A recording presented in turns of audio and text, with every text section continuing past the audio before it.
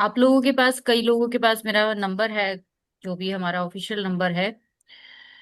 अ, अगर किसी को कोई बीच में दिक्कत लगती है तो प्लीज उस पे मुझे मैसेज कर देना। कोई नेटवर्क का या जैसे भी है, आप लोगों के पास है ही है वो सारा नंबर, ठीक है। तो वहां पे मुझे मैसेज कर देना अगर कोई दिक्कत आती है। तो वैसे तो अपनी तरफ से कोशिश कर रही हूँ ना ही आए। तो सबसे पहले, आप लोग सभी लाल किताब के बारे में जानते हो, सभी लोग इधर उधर से देख के ही आए हैं। ऑलमोस्ट देखते रहते हैं आप में से बहुत सारे लोग इधर उधर क्लासेस के बारे में। देखिए, एक चीज का हमेशा ध्यान रखिए कि कोई भी साइंस आप पढ़ने जा रहे हो, हर एक साइंस का दूसरे साइंस से कभी भी कोई कंपैरिजन नहीं होता। कभी भी कंपैरिजन नहीं होता। हर एक जो भी ब्रांच है एस्ट्रोलॉजी की, उसमें एक अपने तरह की खूबियां हैं। आप उनका फायदा उठाते हो कि नहीं उठाते हो, वो आपके हाथ में है। तो हम लोग ज्यादा टाइम वेस्ट ना करते हुए आज, क्योंकि मैं चाहती हूँ कि इस क्लास में आपको कुछ डिक्टम्स जो लाल किताब के है वो आप लोगों के साथ शेयर करूं। लेकिन उससे पहले आप लोगों को ये पता होना चाहिए कि ये कुंडली बनती कैसे है। तो एक सिंपल सा फॉर्मूला है कि इसमें ना नक्षत्र ना राशियां, किसी तरह से किसी चीज को कंसीडर नहीं किया जाता, ठीक है। अब होता क्या है कि जब हम राशियों को, नक्षत्रों को या किसी भी तरह की वैदिक दृष्टियों को हम जब बहुत पुराने समय से हम देख रहे होते हैं ना, तो एकदम से हमें वो चीजें जो है ना वो आ, बीच में मिक्स करने की आदत पड़ जाती है। जैसे हम लोग पराशरी ज्योतिष में, जैसे हम लोग पराशरी ज्योतिष में क्या करते हैं, सभी प्लैनेट्स की कुछ दृष्टियां हैं। जैसे सैटर्न की जो है वो है 3, 7 और 10, राइट। उसके बाद मार्स की जो दृष्टि है वो हमारी है 4, 7 और 8। जुपिटर की होती है 5, 7 और 9, ठीक है। अभी आप देखेंगे कि सारे प्लैनेट्स को कोई ना कोई दृष्टियां स्पेसिफाई दी गई हैं। ये यही दृष्टियां आज तक हम सीखते आए हैं। लेकिन अगर हम लाल किताब की बात करते हैं, तो लाल किताब में सीधा सीधा एक स्पष्ट चीज बताई गई है कि आप पहले घर को जो है, ये जो पहला घर है, यहाँ पे 1 नंबर ही लिखना है। फिर आपका यहाँ पे चाहे 6 लिखा हो चाहे कुछ भी लिखा हो। कालपुरुष कुंडली का क्या मतलब होता है, जिसको कंसीडर किया है लाल किताब ने, और हमारी जो भी वैदिक ज्योतिष की जो ब्रांचेस है सब में कालपुरुष को कंसीडर किया गया है कि कहीं पे भी ऐसा नहीं बोला गया कि ये कुंडली काम नहीं करती। सभी चीजों को बहुत सिंपल बनाने के लिए ये चीज बताई गई। अब आप देखो कि जब आप लाल किताब सीखोगे तो इन सभी को आप बिल्कुल क्रॉस कर दोगे। भूल जाइए कि इन प्लैनेट्स की कोई दृष्टियां हैं, कहाँ से कितना देखता है।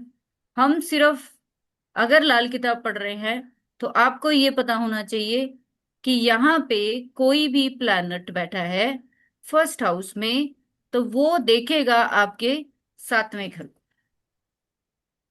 इसको क्या बोला है? राजा। इसको क्या बोला? वजीर। आप खुद से देख सोचिए, इसके लॉजिक को सोचिए कि ये जो मैंने तीर बनाया है इसका ध्यान रखना है। ये तीर जहां पे भी जा रहा है, ये एरो जहां जा रहा है, दृष्टि वहीं पे खत्म हो रही है। दृष्टि वहीं पे खत्म हो रही है, यानी कि राजा वजीर को देख सकता है, लेकिन वजीर मुड़ के राजा को नहीं देख सकता। आप देखेंगे दूसरी दृष्टि इसमें बताई गई है कि चौथे घर में अगर कोई प्लैनेट बैठा है। ये सब कुछ परसेंटेज वाइज दृष्टियां बताई गई हैं, वो ऑलमोस्ट आप लोगों को पता है। लेकिन एक छोटा सा कॉन्सेप्ट आगे जो मेरे को जुपिटर का बाकी प्लैनेट्स के साथ और मंगल का बाकी प्लैनेट्स के साथ आपको डिस्क्राइब करना है, उसके लिए छोटा सा आपको फॉर्मूला बताना बहुत जरूरी है। तो ये तीर को ध्यान रखना, बस ये कहाँ जा रहा है। तो चौथे घर की दृष्टि आके कहाँ खत्म हो रही है? 10वें घर में। इसके बाद नेक्स्ट दृष्टि बताई गई है तीसरे घर से 11वें घर। एक दृष्टि बताई गई तीसरे घर से 9वें घर। बहुत ध्यान से आप चीज को देखिए कि कहाँ से आ रही हैं दृष्टियां, आ कहाँ से रही हैं। ठीक है। जैसे हमने 3 से 11 में दृष्टि डाली है, ऐसे ही एक दृष्टि 5 से 9 में भी जाएगी। अब आप दृष्टियां नोट करते जाइए। पहले से 7वें में गई, 4 से 10 में गई। ठीक है। 3 से कहाँ गई? 11 में। और 3 से ही गई 9 में। 5 से दृष्टि गई है 9वें घर में।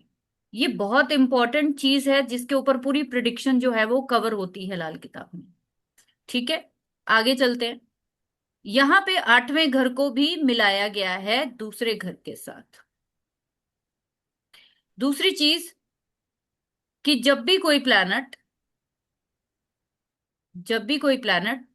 दूसरे घर में बैठेगा, वो भी दृष्टि डालेगा छठे घर में। जब भी 8वें घर में कोई प्लैनेट बैठेगा, तो वो दृष्टि डालेगा 12वें घर। एक आप लोगों ने पाप कर्तरी और शुभ कर्तरी जो है वो कॉन्सेप्ट सुना होगा वैदिक में, पाप कर्तरी और शुभ कर्तरी। ठीक है। इसका क्या मतलब होता है कि कोई भी प्लैनेट किसी भी भाव में जो बैठा होता है, तो वो कैसा प्रभाव देगा ये डिपेंड करता है कि उसके अगले और पिछले भाव में क्या प्लैनेट बैठे हैं। ठीक है। इसमें भी आप देखेंगे कि बताया गया है कि दूसरा और 12वां घर मिलके चलते हैं। छठा और 8वां घर भी मिलके चलते हैं। जब भी दूसरा घर खराब होगा या 12वां घर खराब होगा, आपका लगन भी यहाँ पे अफ्लिक्शन में आएगा। ये अगर वैदिक के कॉन्सेप्ट से देखेंगे तो आपका लगन किस में आ गया? पाप कर्तरी में आ गया। ठीक है। कुछ ऐसे फंडामेंटल्स है लाल किताब में जो बिल्कुल डिफरेंट मेथड से काम करते हैं, और इसको कभी भी किसी और साइंस के साथ मिला के मत काम करिए। कभी भी आप सफल नहीं होंगे। लाल किताब सीखनी है आपको, तो एक छोटी सी चीज याद रखिए कि बहुत सारे लोग हमारे पास इस फैक्टर से आते हैं कि बस हमें कुछ ग्रामर। जब हमारे पास लोग आते हैं ना, ज्यादातर क्या बोलते हैं कि ग्रामर तो हमने कर रखी है, हमने बेसिक तो कर रखा है। आप शायद नहीं जानते हैं कि सारा असेंस तो ग्रामर में ही है, जिसको हर कोई कर रहा है। अगर आपको ग्रामर पार्ट नहीं समझ में आया किसी भी तरीके से, तो आपको कोई भी पार्ट आगे का समझ नहीं आएगा। सिंपल। तो सबसे पहले जो आप लोगों के साथ शेयर कर रही हूं मैं, वो क्या चीज है कि लाल किताब में ना गुरु को बहुत ज्यादा महत्वपूर्ण जगह दी गई है। बहुत ज्यादा महत्वपूर्ण जगह दी गई है। गुरु को जो है वो दूसरे, 5वें, 9वें, 11वें, इवन कि अगर हम काल पुरुष कुंडली से जाएंगे तो वो 12 का भी लॉर्ड है। लेकिन स्पेशली अगर आप देखोगे तो इन भावों में सबसे ज्यादा प्रभाव जो है वो बृहस्पति का रहे। बृहस्पति आपके चार्ट में कहाँ पे है, कैसा है, वो कैसा प्रभाव देगा, आज थोड़े से डिक्टम्स है जो आप लोगों के साथ शेयर कर रही हूँ। वरना ये बहुत लंबी चौड़ी कहानी है। इतनी आसानी से जो है चीजें आपके पल्ले जो है वो नहीं पड़ेंगी। उसके साथ बहुत सारे और चीजें भी देखनी पड़ेंगी। एक सिंपल सा आपको अभी मैंने दृष्टि का दृष्टिकोण दिया है कि इसमें जो प्लैनेट हम बार बार इस क्लास में बात करेंगे कि ये इसको देखेगा या ये दृष्टि से इसको मिलेगा, तो कैसा प्रभाव देगा। सिंगल प्लैनेट की 12 भावों में प्रिडिक्शन आसानी से सब करना जानते हैं। प्रॉब्लम कहाँ पे आती है? जब भी प्लैनेट्स कॉम्बिनेशन में एक दूसरे के साथ अटैच होते हैं, वो छोटी छोटी चीजें हम भूल जाते हैं, जिसकी वजह से कहीं ना कहीं हमें प्रिडिक्शन में दिक्कत आती है। ठीक है। अभी आप देखिए सबसे पहले कि सबसे पहला गुरु गुरु असल में है क्या। अगर आप बृहस्पति को देखो तो बृहस्पति जो है वो किस किस चीज का कारक है। सबसे पहले आपके जीवन में ये आपके जीवन का कारक है। उसके बाद ब्लेसिंग्स आपकी। उसके बाद ये आपके संतान का कारक है, आपकी शिक्षा का कारक है। धर्म का कारक है। जितना भी आपके जीवन में खुशहाली आती है, जितनी भी आपके जीवन में फिनेंशियल कंडीशंस होती हैं, वो भी कहीं ना कहीं जुपिटर से ही कनेक्ट होते हैं।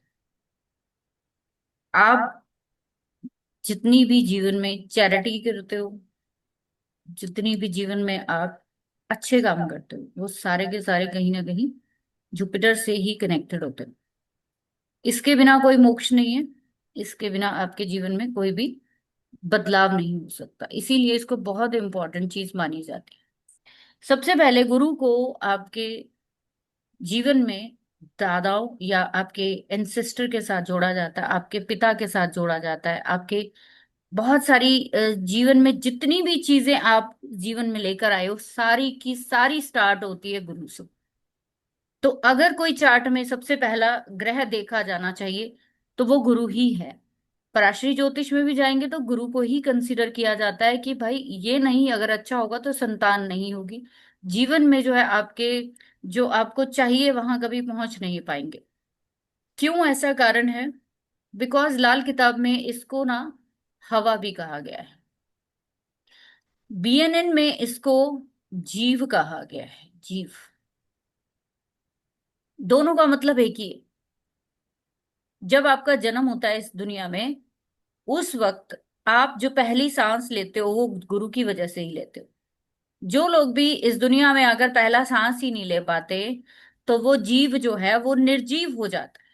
जब भी गुरु जो है आपके चार्ट में सही काम नहीं करता, तो जीव कैसा काम करता है? निर्जीव की तरह काम करता है।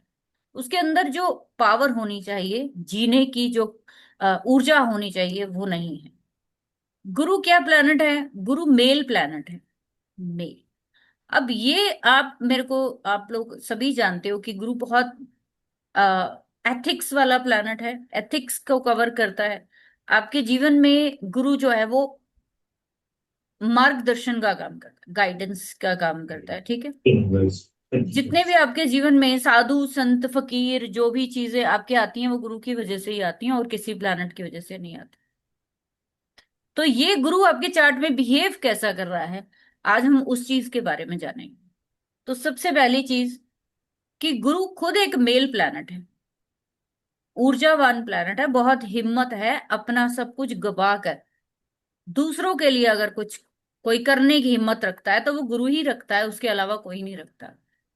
आप लोगों ने देखा है कि बृहस्पति जो थे, जो बृहस्पति ग्रह है, जो हमेशा देवी देवताओं की पूजा पाठ में हमेशा संलग्न रहते थे, हमेशा उनकी सेवा में हाजिर रहते थे। आज उसकी पूजा हो रही, आज इसकी पूजा हो रही है। जब गुरु बहुत ज्यादा ओवर पावर हो जाएगा आपके जीवन में, जैसे हम मान लो कि बहुत तेज दौड़ रहे हैं, बहुत तेज स्पीड से दौड़ रहे हैं, तो क्या होगा? आपको सांस चढ़नी शुरू हो जाएगी, और ये आपके हार्ट बीट को जो है वो बहुत बढ़ा देगा। इसी तरीके से जब भी आपके चार्ट में गुरु ओवरवेलमिंग हो जाएगा, ओवर पावर हो जाएगा, तो आप दौड़ लगाना शुरू करते हो, आपको सांस चढ़नी शुरू हो जाएगी।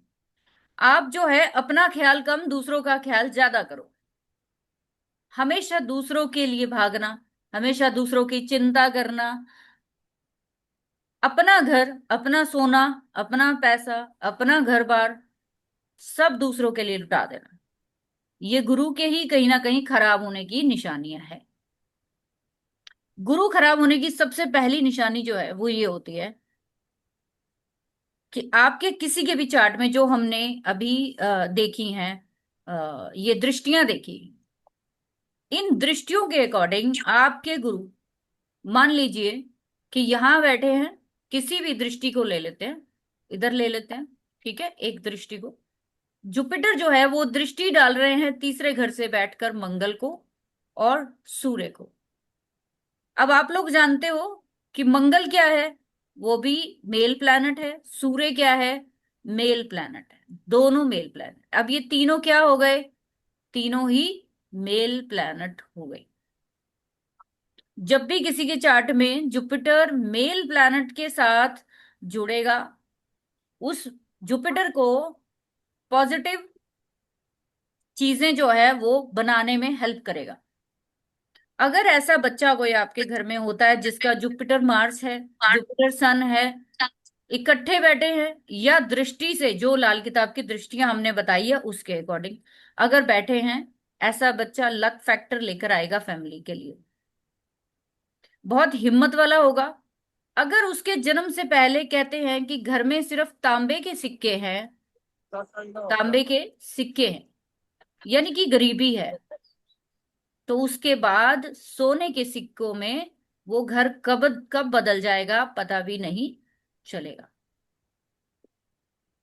ये इसका एक प्रभाव है कि जुपिटर अच्छा काम किसके साथ करता है, मार्स और सन के साथ, वो फिर दृष्टि से बैठे या किसी भी तरीके से बैठे। नेक्स्ट बताया गया है कि जुपिटर अगर आपका फीमेल प्लैनेट्स के साथ बैठ जाए। अब फीमेल प्लैनेट्स आप लोगों को पता है कौन कौन से हैं, एक है हमारे चंद्रमा और दूसरे हैं हमारे शुक्र। यहाँ पे हम सिर्फ आज बात कर रहे हैं, इसके और भी बहुत सारे फर्दर फंडामेंटल्स है। आज आपको सिर्फ सीधा सीधा मैं बताऊंगी, उलझाऊंगी नहीं, कि क्योंकि वो हम क्लासेस में जब कोर्स करते हैं उसमें समझ सकते हैं उसमें।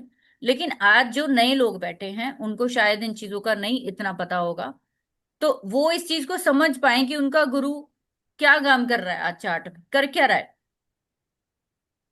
तो अगर वो मून के साथ जुड़ जाए दृष्टि से, मान लीजिए गुरु आपका यहां बैठा है, मून या वीनस किसी भी तरीके से यहां बैठे हैं, तो ये भी व्यक्ति के जीवन में खुशहाली लाने वाला एक कॉम्बिनेशन होता है।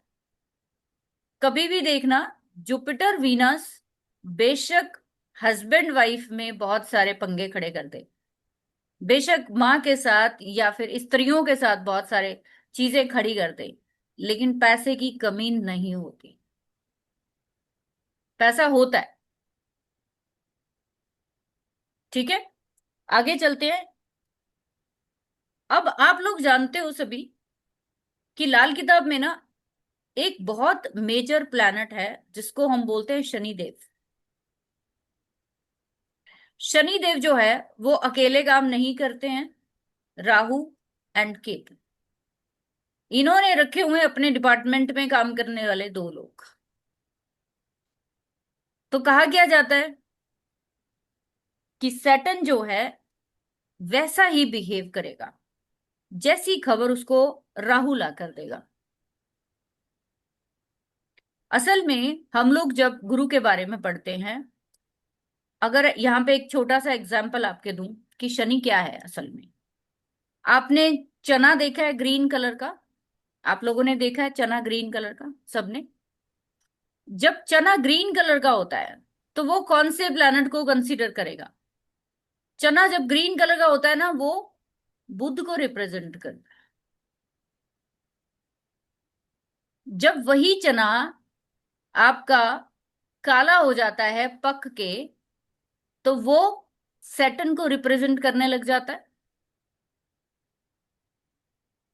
और यही जब चना आपका छील के उसकी दाल स्प्लिट करके उसको एक रिफॉर्म लेंटल के रूप में आप देखते हो, तो वो क्या बनता है, जुपिटर।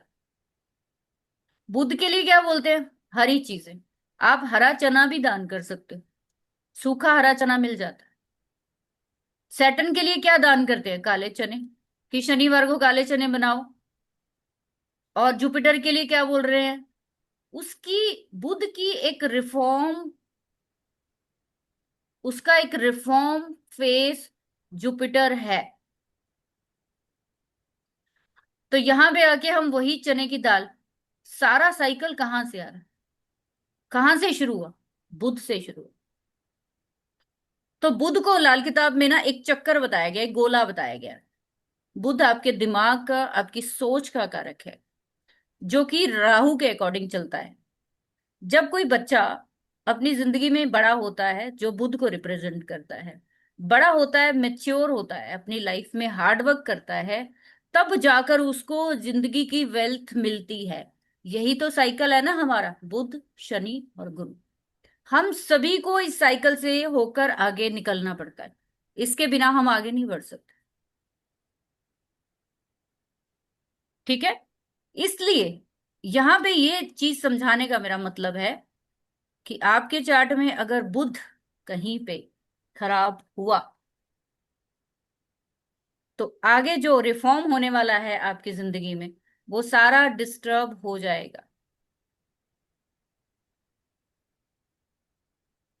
आपकी बुद्धि ही खराब है, वाणी ही खराब है, तो क्या होगा? आगे मेहनत कर पाएंगे? सिर्फ शेख चिल्ली के सपने ही देखते रह जाओगे। तो एक आपको जो जिंदगी में एक मार्गदर्शन चाहिए, या आप किसी के जीवन में जो आगे बढ़ना चाहते हो, वो आपका आगे नहीं बढ़ना होगा, वो वहीं पे कहीं पे आपका ब्रेक लग जाएगी। सारे के सारे प्लैनेट कहीं ना कहीं एक दूसरे से कनेक्टेड है, इन सबको कहीं ना कहीं एक दूसरे की मदद चाहिए होती है, उसके बिना कहानी नहीं बनती है। क्या बताया गया कि जब भी हमारे गुरुदेव जो है पापियों के साथ मिल जाते हैं। पापी कौन हो गए? पापी कौन है? राहु राहु केतु। और केतु। ठीक है जी। जुपिटर अगर दृष्टि से, यहाँ जुपिटर है, यहाँ पे राहु है, यहाँ पे जुपिटर है, यहाँ पे केतु है, किसी भी फॉर्म में मिले तो कहते हैं कि पापियों के मिलने से क्या होगा? जहरीली गैस पैदा होगी, आपके अंदर वो खराबी पैदा करेगा। आपको जो गुरु का आशीर्वाद मिलना है वो कभी नहीं मिलेगा। गुरु जब भी खराब होता है ना आपके चार्ट में, जब भी चंडाल योग में हो जाए, मेलेफिक के साथ हो जाए, तो आपको हमेशा किस चीज में प्रॉब्लम करेगा? आपकी बुद्धि जो है, आपकी वाणी जो है वो बिल्कुल खराब हो जाती है। वाणी और बुद्धि, ये दोनों चीजों के बिना, चाहे बच्चा हो, चाहे जवान हो, चाहे कोई भी हो, काम नहीं कर सकते हम।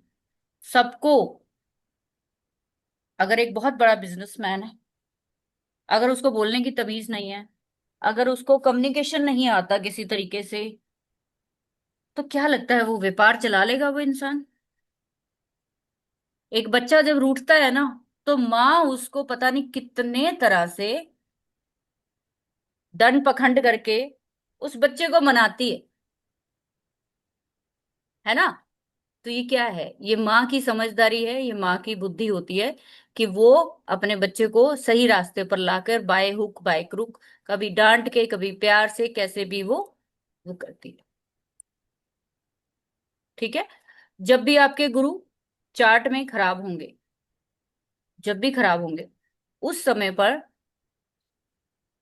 सबसे बड़ा रिजल्ट ये गुरु किसके थ्रू बताएगा कि मैं खराब हूं? कैसे पता लगेगा? कैसे पता लगेगा? बहुत आसान है ये पता लगाना। जो भी गुरु के रिश्तेदार हैं, यानी आपकी हायर एजुकेशन, आपके जो बुजुर्ग हैं घर के, आपके कोई भी ऐसे लोग जो कि बड़े हैं, जो आपको आशीर्वाद, आपको सपोर्ट करने वाले थे, वो कोई नहीं करेंगे। आप गुरुद्वारे मंदिरों की लाख सेवा करोगे, कोई फायदा नहीं। आप सारा जीवन ये कहते फिरोगे कि मैंने तो इतनी सेवा करी, दुनिया की इतनी सेवा करी, पर मुझे कोई फर्क नहीं, फायदा नहीं। ये गुरु खराब की ही निशानी है। और इसीलिए मैं बार बार बोलती हूँ कि गुरु खराब है तो बिना मतलब से सलाहें देनी जो है वो बंद करिए लोगों को। आपके पास इतनी क्षमता नहीं है कि आप किसी तरीके से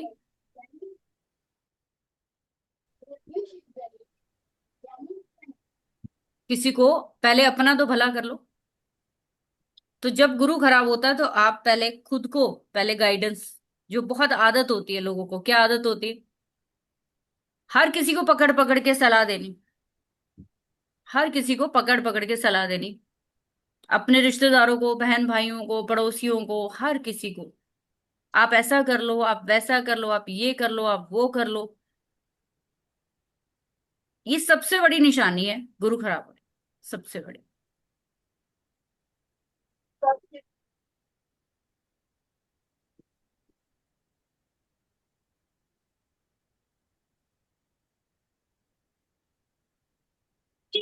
ठीक है।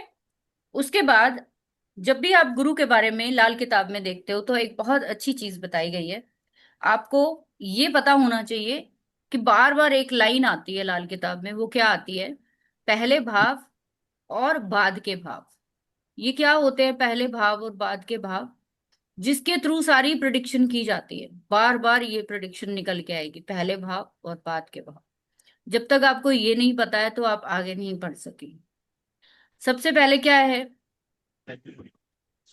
एक सेकेंड।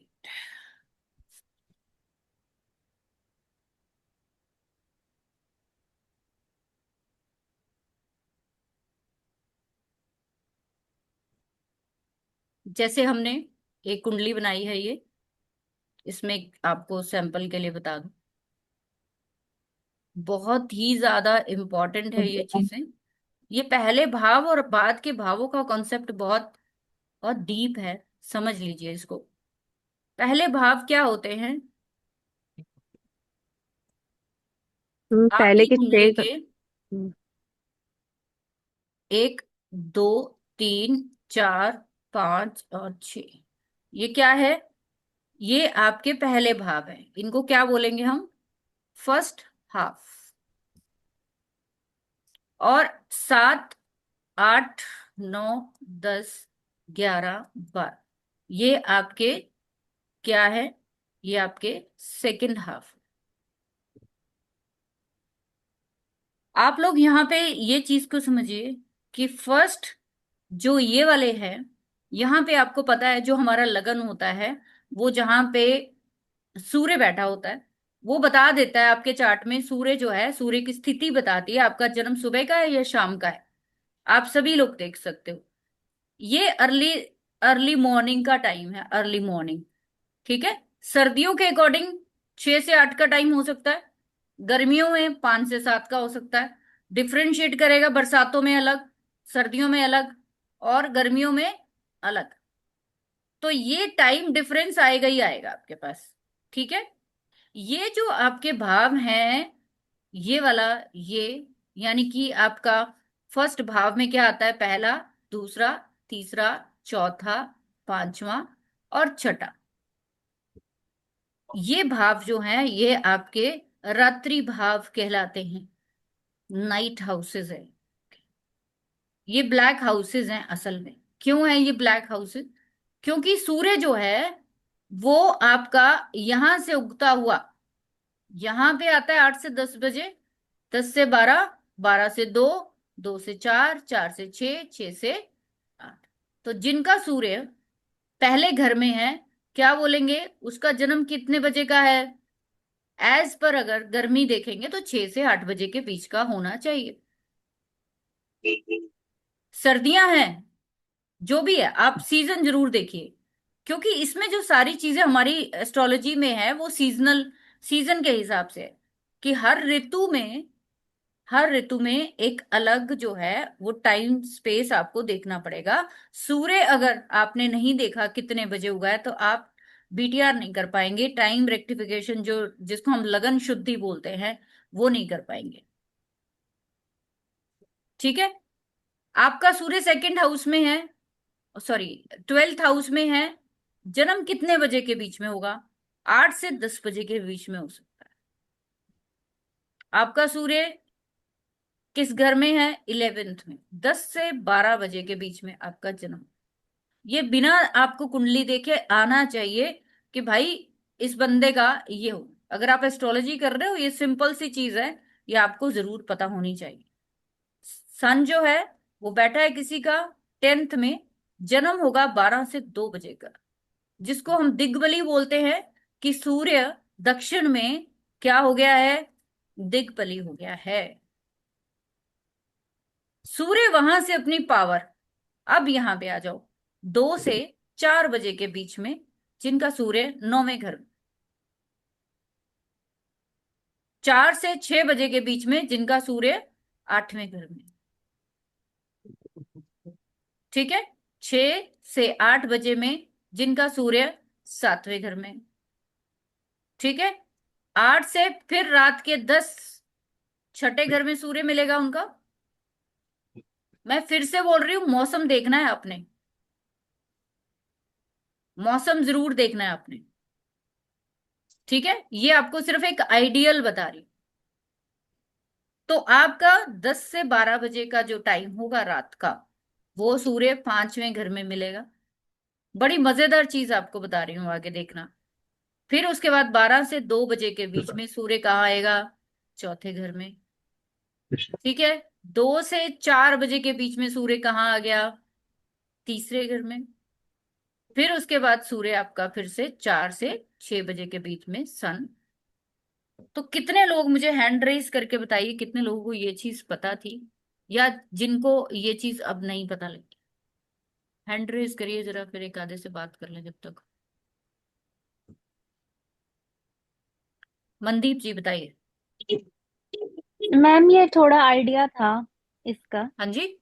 ये आइडिया था मुझे इसका थोड़ा हम्म। कि सूर्य टाइम के अकॉर्डिंग हर 2 घंटे अपनी एक तो राशि लगन चेंज होता है और जैसे जैसे यस, मूव करता है बिल्कुल बिल्कुल एक हंड्रेड टाइम। परसेंट लेकिन होता क्या है कि जब हम बोलते हैं ना कि सूर्य अच्छा है या सूर्य खराब है, आप इस डे, जो डे हाउसेस हैं और जो आपके नाइट हाउसेस हैं, आप सिंपल छोटी सी चीजें ये जानकर भी पता लगा सकते हो कि अगर आपका सूर्य नाइट हाउसेस में आया, तो क्या लगता है आपको कि आपको फल देगा वो ज्यादा अच्छा?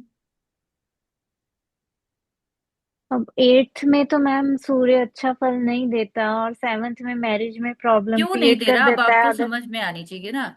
क्यों नहीं देगा? क्योंकि वो अपना बल खो रहा है। वो सबसे डूब ज्यादा चुका है। बल उसके पास तब होगा जब वो 10वें घर में होगा, दक्षिण में वो विचरण करेगा। मान लीजिए आज किसी का बर्थ हुआ है, तो आप सुबह के सनराइज से टाइम नोट करेंगे, तो आप देखेंगे कि दोपहर को वो कितने बजे दक्षिण में आ रहा है, यानी कि जो राशि है उसकी 10 नंबर की, वो उसमें कब आ रहा है। तब आपको वो कहानी समझ में आएगी कि ये ठीक काम कर रहा है कि नहीं कर रहा। प्लैनेट खराब है अच्छा है, वो बहुत सारे और भी फंडामेंटल्स होते हैं। लेकिन यहाँ पे जो कॉन्सेप्ट बताया गया है, एक सिंपल सा, जिसको पहले भाव, ठीक है, जिसको हम पहले भाव बोलते हैं 1 से 6 में, और जो बाद के भाव बोले गए हैं, बाद के भाव जो बताए गए हैं, वो 7 से 12 है। नेचुरल है कि इनमें सारे हाउसेस में कोई भी प्लैनेट पर्टिकुलर सेम काम नहीं करेगा। किसी को रात बहुत पसंद है, किसी को दिन बड़ा पसंद है। सिंपल सा है कि जिन प्लैनेट्स को एक्शन करनी है, उनको रात पसंद होगी कि दिन पसंद होगा?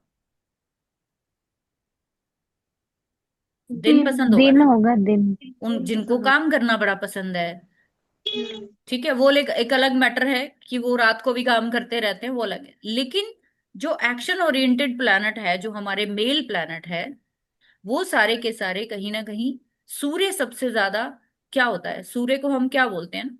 राजा बोलते हैं, राजा।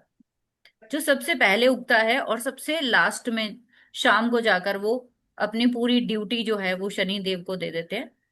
तो उसके बाद इसीलिए मैं बोलती हूँ कि दिन का राजा कौन है? दिन का राजा जो है वो सूर्य है। लेकिन रात का राजा कौन? शनि। शनिदेव। अब आपको समझ में आएगी क्यों ये दोनों राजा है असल में। लोग आज तक इसको लेबर, इसको लोअर क्लास, इसको ये वो बोलते हैं, लेकिन असल में ये दोनों प्लैनेट जो है, ये 6 6 हाउसेस को बहुत अच्छे से डील करते हैं। इनकी कहीं ना कहीं सबसे अच्छी जो चीज चलेगी, वो इनके अपने भावों से भी ज्यादा वो कहीं और चलती, ये अपने स्ट्रांगली बैड या गुड इम्पैक्ट जो है वो एज पर कॉम्बिनेशन देंगे। ये नहीं कि शनि जो है 6 में बैठा है, उसको नाइट पसंद है या अंधेरे का कारक है, तो वो आपको यहाँ खराब रिजल्ट देगा। बहुत सारे और मैटर भी सॉल्व करने पड़ेंगे आपको, तब पता लगेगा कि शनि 6 में या शनि 5 में खराब करेगा कि नहीं करेगा। आपने एक कॉन्सेप्ट सिंपल सा सुना है, जिसको हम बोलते हैं जड़। क्या बोलते हैं? जड़, यानी कि रूट्स। लाल किताब में एक सिंपल सा मेथड है कि कोई भी प्लैनेट खराब होने के लिए उसके पीछे उसके घरों को देखना बहुत जरूरी है। जैसे गुरु को अगर देखना है या शनि को अगर आपने देखना है कि शनि जो है वो खराब कर रहा है आपके चार्ट में, तो एक सिंपल सा मेथड क्या है कि शनि के घर जो है 10 और 11, वहां पे किसकी सत्ता है? वहां पे किसकी सत्ता है?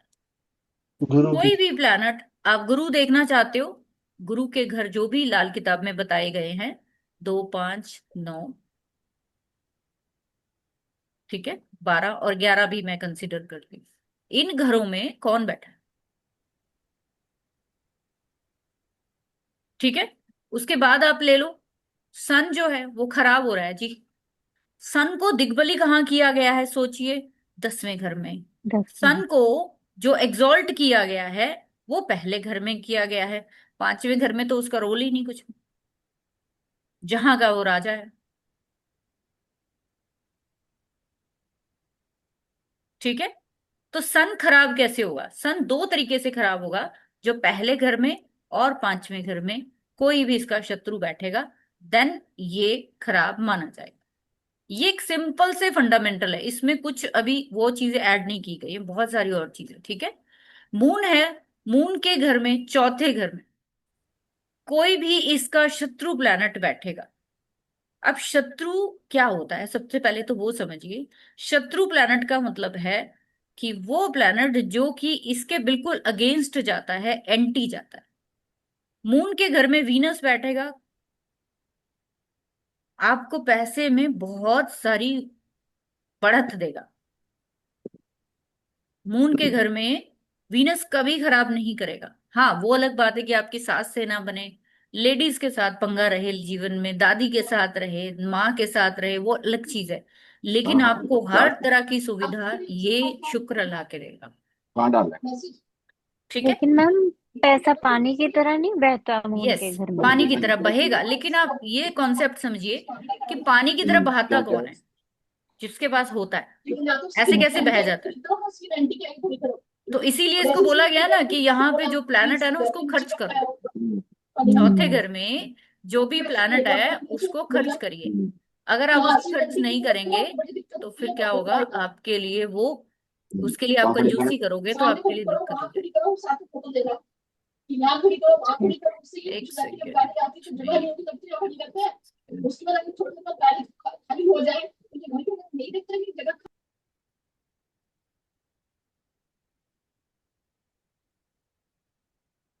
प्लीज जो भी लोग पीछे से अनम्यूट होते हैं अपने आप को म्यूट करके रखिए, मुझे बार बार ना कहना पड़े प्लीज।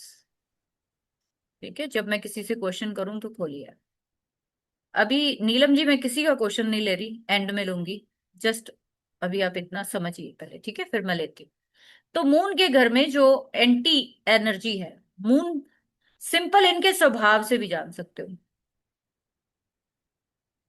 राजा की जो गद्दी होती है, सूर्य को सीधा सीधा राजा है कहा गया।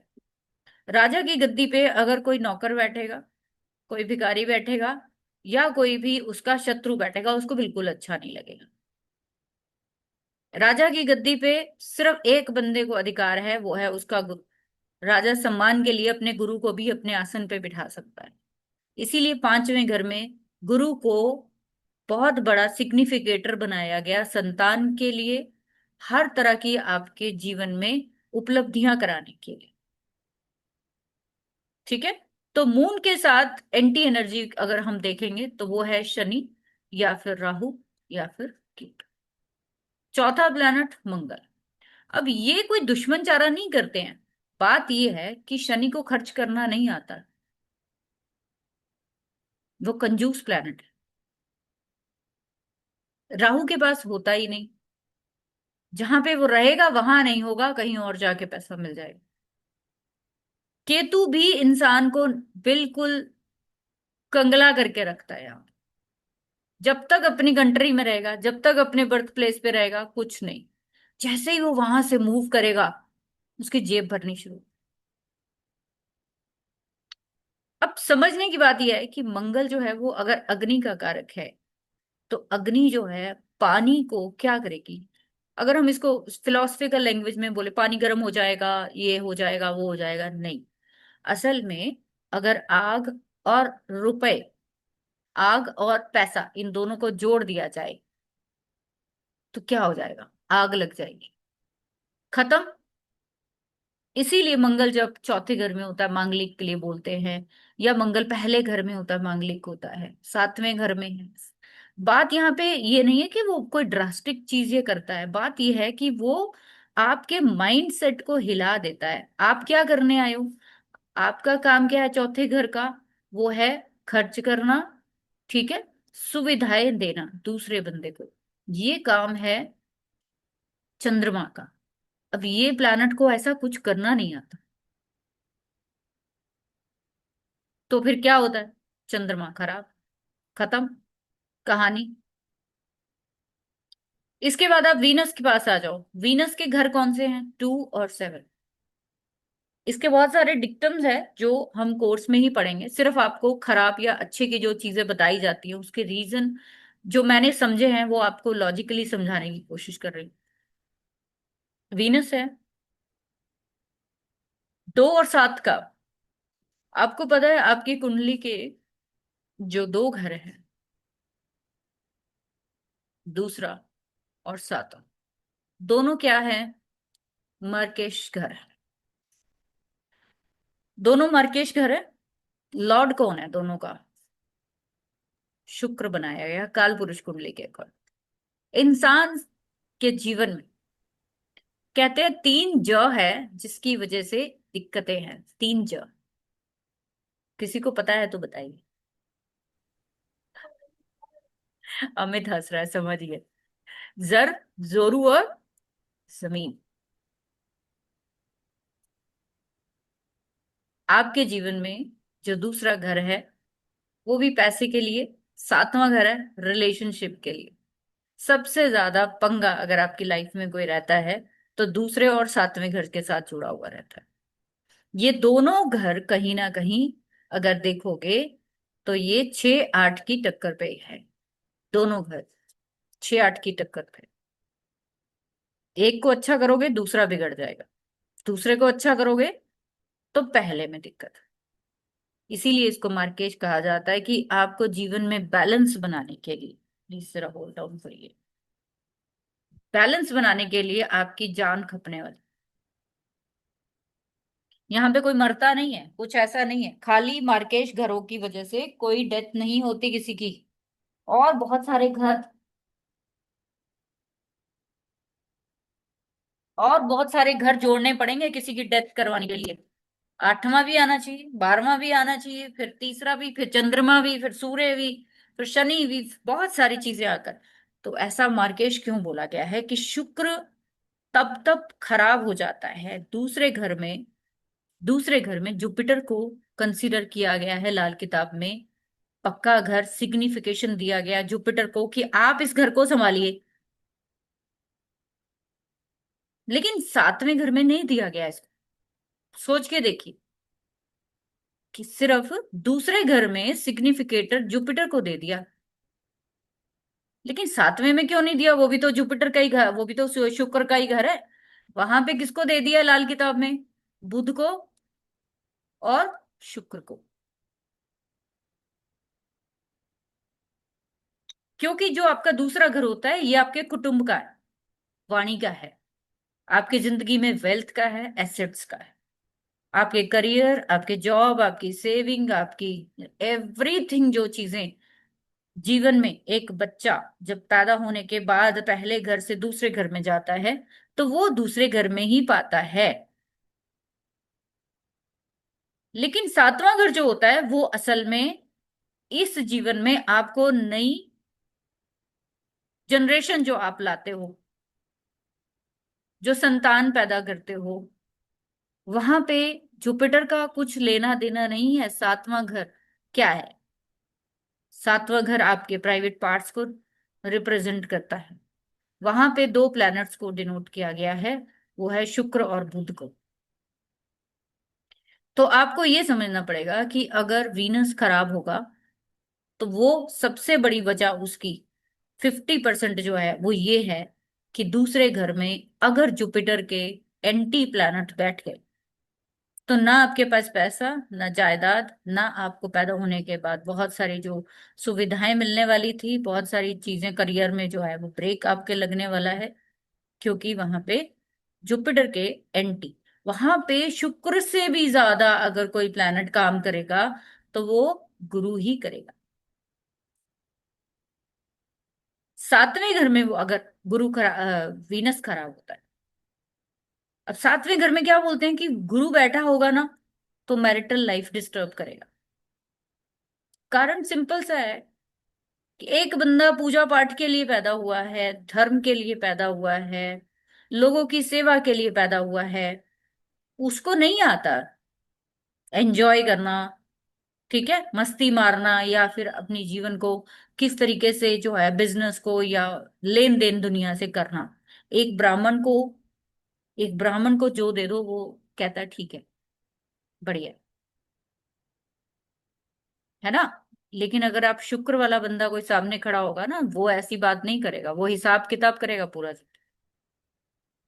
इसीलिए जुपिटर को सातवें घर में खराब और दूसरे घर में अच्छा माना गया। ऐसे ही आपके मरकरी है।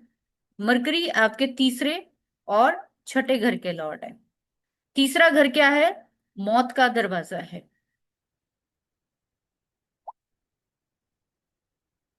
छठा घर क्या है? वो पाताल है। जब आपने बहुत सारे लोगों को सुना होगा कि मेरी जिंदगी में ना बहुत मुसीबतें जब भी आती हैं तो पता नहीं कहाँ से हेल्प आती है मेरी जिंदगी में और मेरा वो काम हो जाता है। ये पता पाताली आपको जो हेल्प है वो कहाँ से आती है? छठे घर से आती है। आप लोग सभी देख लेना, सिंपल सी एक आपको प्रिडिक्शन बता रही हूँ। छठे घर में कोई भी प्लेनेट है, चाहे वो मंदा है, चाहे वो अच्छा है, चाहे वो कोई भी है, उस प्लैनेट के विद रिस्पेक्ट जब भी आपको कोई प्रॉब्लम आएगी तो आपके पास कोई ना कोई अचानक से हेल्प भी साथ में ही आएगी।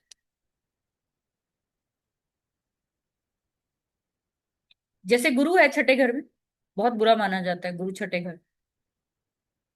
ऐसा इंसान दान बहुत देना चाहता है, अपने घर का गोल्ड बेच देता है, अपने घर के बच्चों की किताबें दूसरों को दे आता है, अपने घर में बीवी के सब चीजें उठा के दूसरों को देना शुरू कर देता है, घर की वेल्थ दूसरों को बांटना शुरू कर।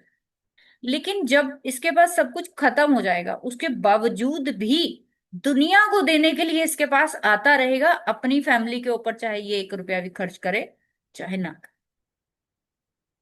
बुध छठे घर में किसी का भी बैठा है, हम ज्यादातर लोगों से ये सुनोगे आप कि मैं ना जब भी कोई चीज बोलता हूं या मैं कहता हूं तो वो ना सच हो जाती, वो बात सच हो जाती है। मतलब वो कुछ ही टाइम में वो चीज जो है वो सामने आनी शुरू घटित होनी शुरू हो जाती है। ऐसा क्यों? क्योंकि छठा घर पताल का होता है। आपने बोला नहीं, आपका संदेश, आपकी हेल्प कहाँ से आ रही है? इसीलिए छठे में बुध के लिए बोला जाता है कि हमेशा दूसरों को ब्लेसिंग्स दीजिए। आप जो भी बोलेंगे वही संदेश आपका पाताल में जाने वाला है, वही पाताल से आसमान में जाने वाला है। क्योंकि छठे के सामने कौन है? आसमान है। एक छठा घर पाताल, 12वां घर आसमान। तो जब भी हम एक कुएं में आवाज मारते हैं तो वो आवाज टकरा के कहाँ जाती है? बाहर जाके गूंजती है ना। ये जो आपकी गूंज है ये 12th हाउस में जाकर लगती है। तो छठे घर में अगर आपको कोई हेल्प चाहिए, इसीलिए बोलते हैं कि जब भी कोई प्लैनेट खराब होने की स्थिति में होता है तो हम उसकी चीजें कुएं में या फिर गहरे सबमर्सिबल में या फिर किसी गहरे खड्डे में डालते हैं, ताकि आपको पाताल से मदद मिल सके। ठीक है। तो यहाँ पे गिरा हुआ, यहाँ पे बैठा हुआ प्लैनेट एक तरह से वो पाताल में है। उसकी जड़ें कहाँ गई हुई हैं? पाताल में गई हुई है। वो बहुत गहरी सोच, बहुत गहरी जो उसकी इंटेंशन है। 8th हाउस को आप बोलते हो ना, 8th हाउस जो है इंट्यूशन का प्लैनेट है, इंट्यूशन का हाउस नहीं। 8 से भी ज्यादा इंट्यूशन आपको 6th हाउस देता है, इसीलिए ज्योतिष को बुध के साथ बहुत ज्यादा जोड़ा जाता है। कि बुध जो है वो आपकी वाणी और आपकी जो किसी चीज को रिप्रेजेंट करने की क्षमता होती है, वो बुद्धि, कम्युनिकेशन है। अगर आज मैं आपको कोई चीज एक्सप्लेन ही नहीं कर सकती तो फिर मैं क्या ही करूं। तो जिनके भी बुध 6 में है वो चेक कर लें, उनके कहने की देर है वो चीज उसी समय घटित हो जाएगी। स्पेशली अगर वो नेगेटिव बोलेंगे तो, क्योंकि वो केतु की जड़ है। केतु बैठा हो, केतु क्या होता है, पिट होता है, गड्ढे होते हैं। तो आपकी वाणी कहाँ जाएगी, पहले नीचे जाएगी, वहां से वो रिवर्स होकर आसमान की तरफ जाएगी। तो सोच समझ के बोलना। ठीक है जी। चलिए, ये तो आपकी चीजें हो गई कि कोई भी प्लैनेट जो है वो खराब कैसे करता है। कुछ और चीजें आपको बड़ी इंटरेस्टिंग बताती हूँ ताकि आपके, देखिए फंडामेंटल्स जैसे लोग पढ़ाते हैं वो भी पढ़ सकते हो, ऐसा कुछ नहीं। लेकिन जब कोई भी ऐसी क्लासेस होती है तो उनमें ना आपको चीजें रिलेट करनी आनी चाहिए कि मेरे साथ भी ऐसा होता है। जब तक आप ये रिलेट नहीं करोगे तब तक आप कुछ नहीं कर सकते। ठीक है। अब कहते हैं कि अगर आपके बृहस्पति, किसी के भी, आप सभी के बृहस्पति हैं, सबको भगवान ने बृहस्पति देव दिए हैं, सबको दिए। किसी को ऐसा तो नहीं नहीं दिए, मेरे को ही दे दिए हैं, आप लोगों को नहीं दिए, दिए ना सबको। ठीक है।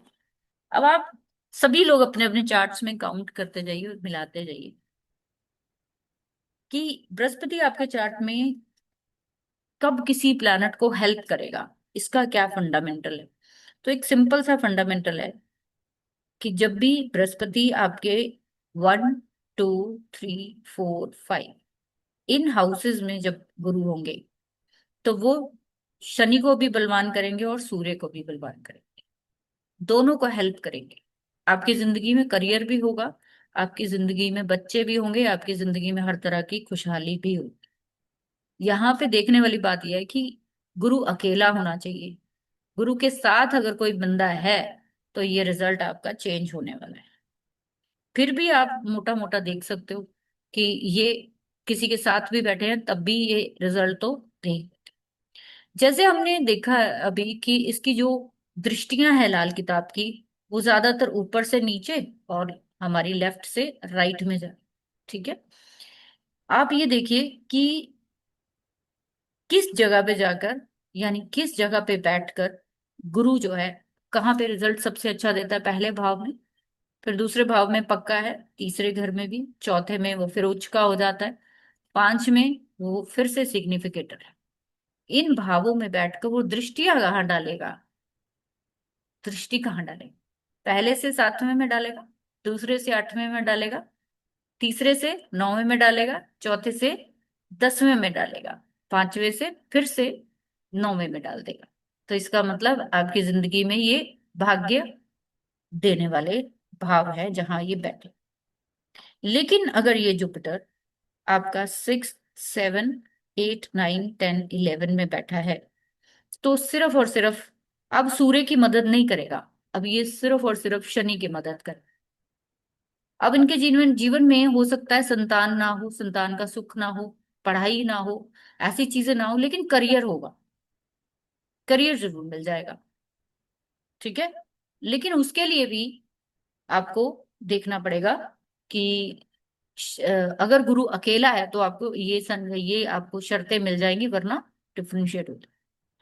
अगर गुरु 12 में है किसी का तो वो फिर से शनि और सूर्य दोनों को मदद पहुंचाएगा, फिर से पहुंचाएगा। ठीक है। तो ये चीज का ध्यान रखना है। अब जब भी आप देखोगे शनि पहले घर में हो और गुरु जो है वो 7वें घर में आ जाए, शनि पहले घर में बैठकर दृष्टि डालेगा 7वें घर में। ठीक है। तो ये गुरु जो है यहाँ पे मंदा हो गया समझ, क्योंकि अभी किसने देखा है, अब शनि जिस भाव में होगा और गुरु जिस भाव में होगा, इनकी प्लेसमेंट आपस में किस किस जगह से बन रही है, उसके अकॉर्डिंग आपको अंदाजा लगाना पड़ेगा। शनि पहले में है, गुरु 7 में है, गुरु मंदा है आपका। शनि दूसरे घर में है, गुरु 8वें में है या 12 में है, तो ये भी मंदे की तरफ इशारा करता है। शनि 3 में है, गुरु 5 में है, 9 में है, 3 में है। तो यहाँ पे अब शनि दृष्टि डाल रहा है ना गुरु के ऊपर, होना तो उल्टा चाहिए ना कि गुरु की दृष्टि जो है वो सफल करती है। यानी कि एक टीचर जो है, अगर वो देखे स्टूडेंट्स को तो ज्यादा अच्छा है ना, बजाय कि एक आपके कुलीग या एक छोटे लेवल का बंदा जो आपको वो कुछ करा रहा है, तो वो शायद आप उसको इतनी रिस्पेक्ट ही ना कभी दे पाओ। ठीक है। शनि किसी का चौथे घर में है, गुरु आपका दूसरे घर में है, आठवें घर में है, 10वें घर में है या 11वें घर में है, तो ये भी कहीं ना कहीं गुरु खराब होने की ही चाल है। इसके बाद शनि 10वें घर में है,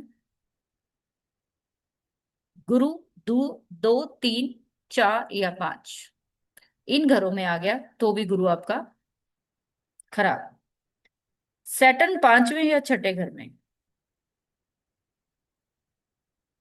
ठीक है। सैटर्न 5वें छठे में है, 7वें में है, 8वें में है, 9 में है, 11 में है, 12 में है। इन घरों में अगर गुरु आपका अकेला है, कभी खराबी नहीं करेगा।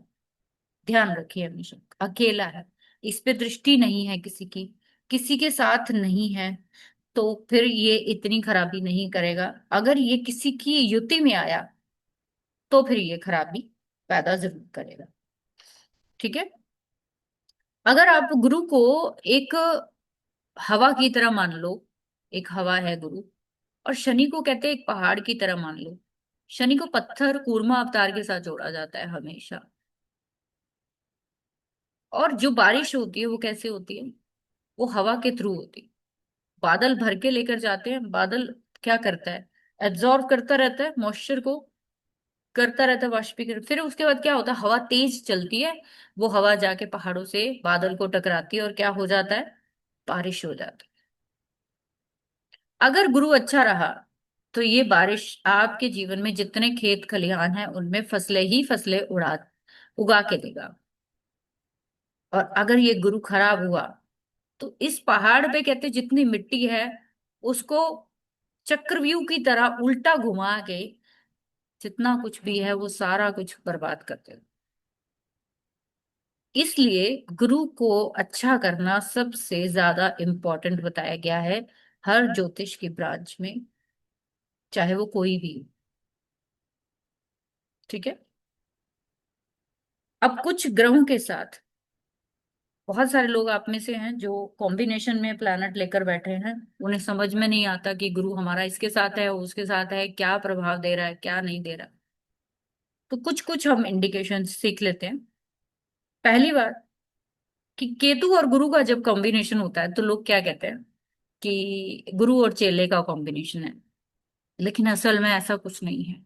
ये जो चेला है ये गुरु से 10 कदम ऊपर होता है। ये वो चेला है, जब गुरु के साथ केतु या राहु मिलते हैं ये वो चेले हैं जो गुरु को कुछ नहीं समझते। आप देखोगे केतु जब भी आपके चार्ट में one, first, second, third, fourth, fifth, sixth इन 6 भावों में आ जाए, और गुरु जो है वो आपके बाद के हाउसेस में 7 से 12 में चले गए, तो ऐसे में संतान की तरफ से, शिक्षा की तरफ से और खुशहाली की तरफ से आपका हाथ हमेशा तंग रहेगा। ऐसे ही उल्टा कर दीजिए कि बृहस्पति अगर 1 से 6 घरों में आ जाए और केतु 7 से 12 में चला जाए, अब तो गुरु दृष्टि डालेगा ना केतु पे। अब वो कहता है बाकी तो सब ठीक है, बस सिर्फ आपकी जिंदगी से माता का सुख कहीं ना कहीं कम होता दिखे, माता का सुख नहीं प्राप्त कर पाएंगे, घर का सुख हो सकता है वो प्राप्त ना कर पाए। ठीक है। आप कभी भी देखना कि गुरु केतु है, गुरु राहु है, गुरु जितना अफ्लिक्शन में होता है आपके चार्ट में, उतना ज्यादा जिनको बहुत भ्रम होता है कि मेरे ऊपर जादू टोना हो गया है, जिनको बहुत ज्यादा ऐसी चीजें लगती है कि मेरे ऊपर ये चीज, वो सच कह रहा है वो, ऐसे लोगों को बाधा होती है। बहुत जल्दी नजर में आ जाना, किसी के भी मरने की खबर सुन के खुद ही डिप्रेशन में चले जाना, सब कुछ होते हुए भी खुद को कर्स करते रहना, ये गुरु खराब की ही निशान।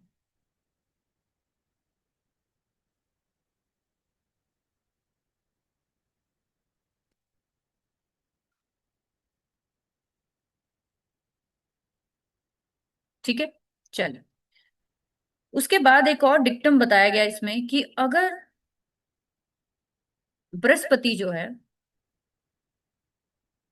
1 से 6 घरों में बुध के साथ अब संबंध बताया गया कि अगर बुध के साथ कनेक्शन हो जाए तो क्या होगा।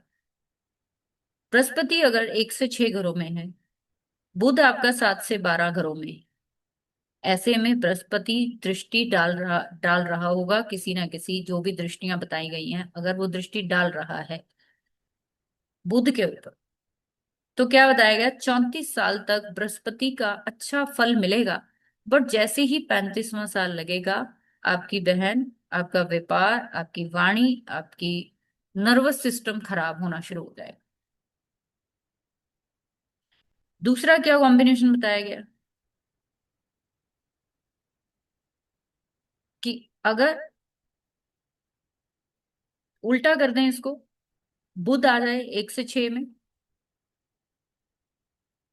और बृहस्पति चल जाए बाद के घरों में 7 से लेकर 12 के बीच में, तो बृहस्पति 34वें साल तक अच्छा फल देगा। फिर बुध का खराब।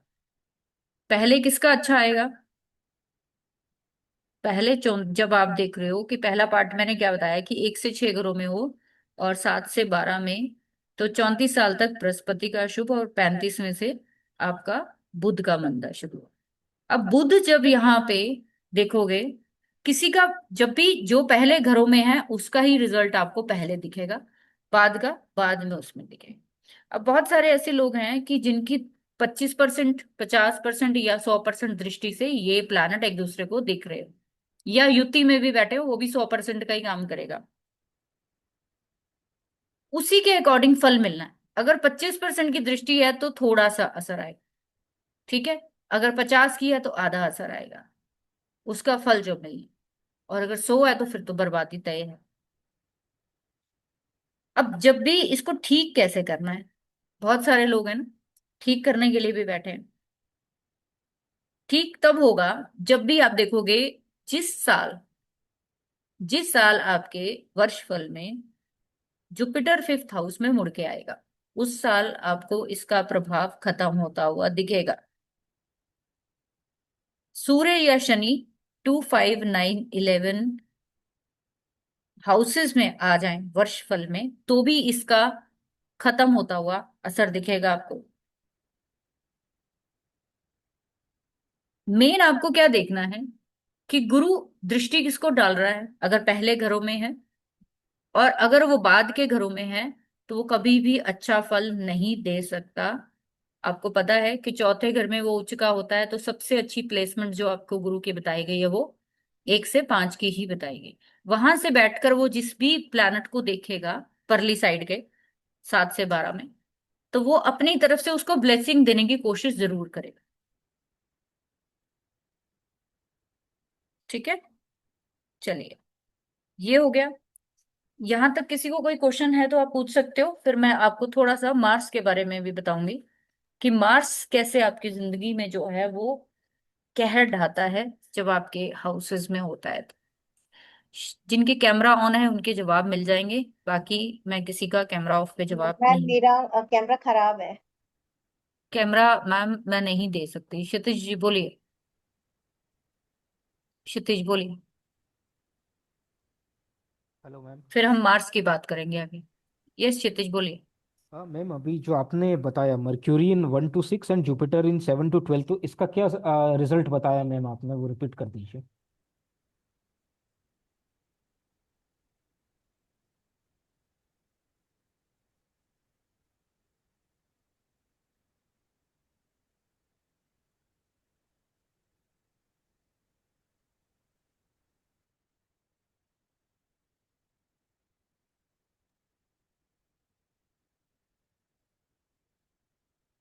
हेलो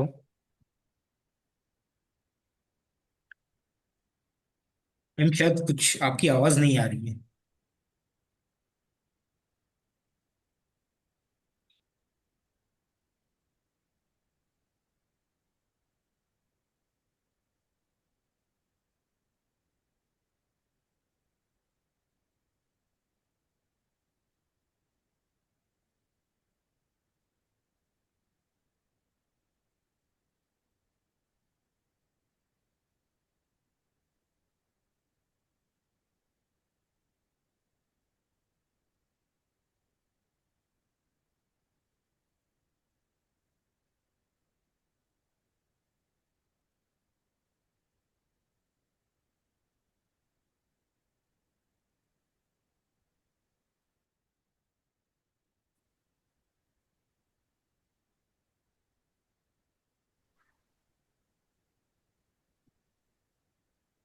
मैम आपकी आवाज नहीं आ रही है।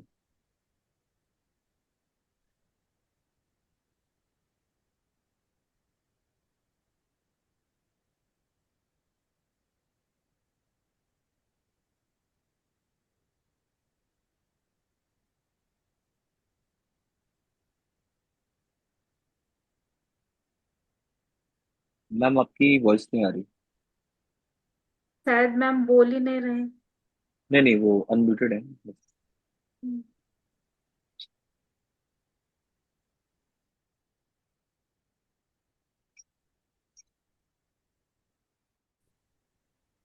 यार नहीं सुन रही मैं। हाँ, आ गई मैम, आवाज आ अब गई। आ गई मैम। आइए। जी यस मैम। मैम, आ गई मैम, क्लियर है। ठीक। हाँ जी, अब मैम बताइए। मैम आई थिंक क्षितिज जी का पहला क्वेश्चन था, पहले उनको कवर कर लेता हूँ, हाँ मैं बाद जी। में कर लूँ। हाँ बताइए। मैम मैं पूछ रहा था कि जो आपने जो बताया कि बुध पहले से छठे भाव में और जुपिटर सातवें से बारहवें में, तो एक बार इसका वो कंफर्म कर दीजिए क्या उसका रिजल्ट रहेगा। देखिए, इसका सिम मेरी आवाज इको कर रही होगी मुझे लगता है। इको कर रही है क्या? ठीक है मैडम। मैं अभी वो कॉन्सेप्ट दोबारा क्लियर कर देती हूँ, कई लोगों हम्म। का हुआ। चलिए अमिताभ बताइए, मैं बता रही हूँ। मैम अभी तक आपने बताया कि जो गुरु है वो फर्स्ट से लेकर फिफ्थ हाउस तक इस गिव द बेटर रिजल्ट। हम्म। लेकिन जब एट्थ में हमने भी हम दृष्टि की बात कर रहे थे, तो एट्थ हाउस से वो सेकंड हाउस में भी हम्म। अपनी दृष्टि डालेगा, तो क्या वो शुभ दृष्टि हम सब मानेंगे सेकंड हाउस में, धन के लिए, फैमिली के लिए? असल में तो गुरु, हाँ, शुभ डाले, तभी तो डालेगा। एस्ट्रोलॉजी जैसी कोई विद्या अकॉल्ट आपको आती है।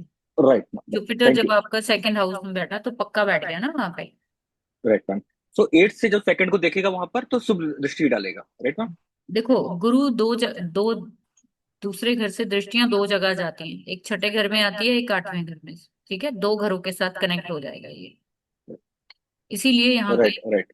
गुरु ले, बहुत अच्छा माना जाता है दूसरे घर में, तभी शुक्र के घर लेकिन में। जब उल्टा हो मैम, जब उल्टा हो जाए मैम, एट्थ से सेकंड में देखिए तो। तो वो एट्थ की एनर्जी लेकर जाएगा ना वहां पे। अच्छा ठीक है मैम। एनर्जी कहाँ से आ रही है वो देखनी पड़ेगी तो आपको। एस्ट्रोलॉजी की ही होगी मैम, तरह से हाँ। अगर हाँ तो। ठीक है मैम, थैंक यू। ठीक है। ठीक है, और किसी का क्वेश्चन तो नहीं है किसी का?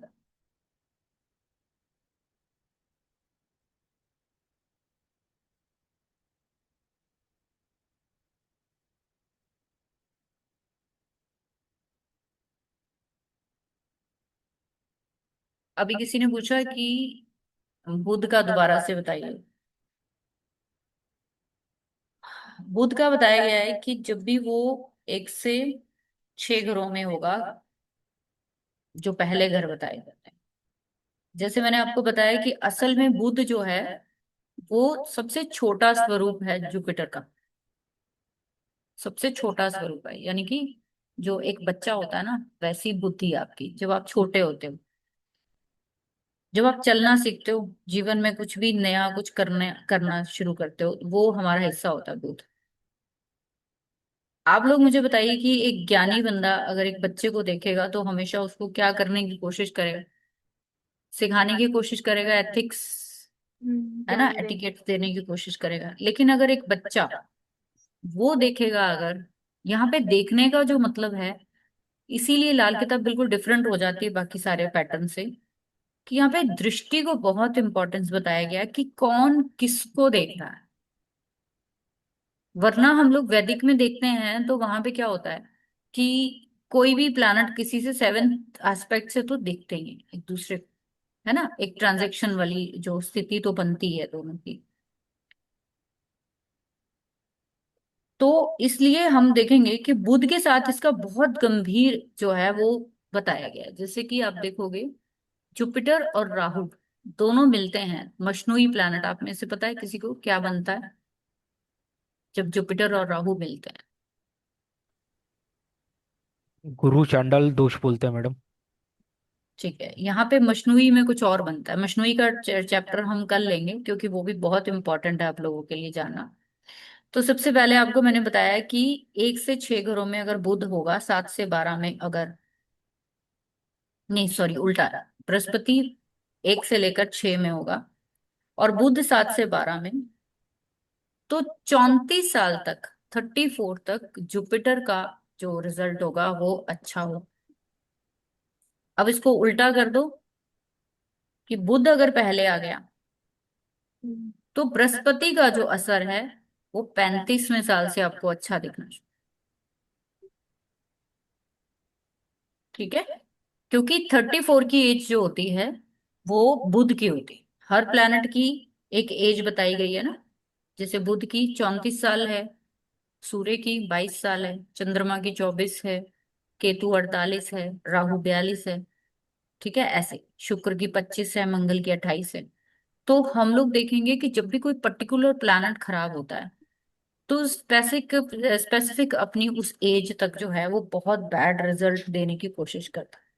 जैसे शनि 4 में है तो शनि कहीं पे भी खराब हो रहा है तो क्या होगा कि ऐसे इंसान को 18 या 36वें साल में, आज के समय में तो करियर सेट करते करते 36 साल लग जाते हैं, लेकिन पुराने समय में देखोगे तो 18 साल के आसपास, क्या 9वें साल से भी लोग कमाई शुरू करते थे, अगर आप अपने दादा परदादाओं को देखो।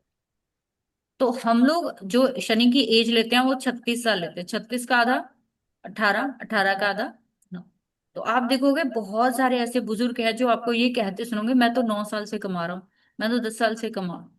बहुत अर्ली एज में जो है सैटर्न आपको काम में डाल। ठीक है, चलिए मंगल की बात कर लेते हैं अब। मंगल आपके चार्ट में ऐसे ही कई प्लैनेट्स के साथ दृष्टि से जुड़ेगा तो वो आपस में क्या बताएगा। आप जानते हो कि मंगल जो है वो आग का कारक है, फायर का कारक है। लेकिन लाल किताब में इसको बताया गया है कि मंगल दो तरह का है, एक है बद और एक है